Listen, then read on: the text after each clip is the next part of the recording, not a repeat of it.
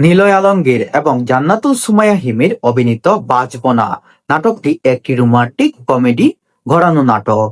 নাটকের গল্প গড়ে উঠেছে একজন যুবকের বিয়ের জিদ এবং তার বাবার সাথে মান অভিমানকে কেন্দ্র করে।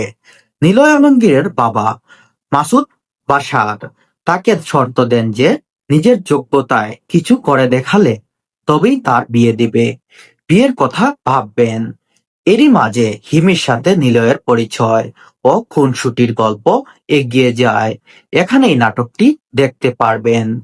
অভিনয় নিলয় আলমগীর তার বন্ধুসুলভ কমেডি টাইমিং দিয়ে দর্শকের আনন্দ দিয়েছে। হিমির সাথে তার কেমিস্ট্রি বরাবরই আগের মতোই সবলীল ছিল। বিশেষ করে নিলয় আলমগীরের আবেগপ্রবল দৃশ্যগুলো, তার বাবার সাথে তার দারুণ রসায়ন, তার দারুণ কেমিস্ট্রি, তার দারুণ অভিনয় দিয়ে তার যেই বাচ্চাসুলভ যে আচরণগুলা, বাচ্চাসুলভ যেই অভিনয়গুলা, সেগুলা দিয়ে তিনি দর্শকের মনে আবারও ভীষণভাবে জায়গা করে নিয়েছেন। তিনি তার বিপরীতে অভিনয় করেছিলেন জান্নাত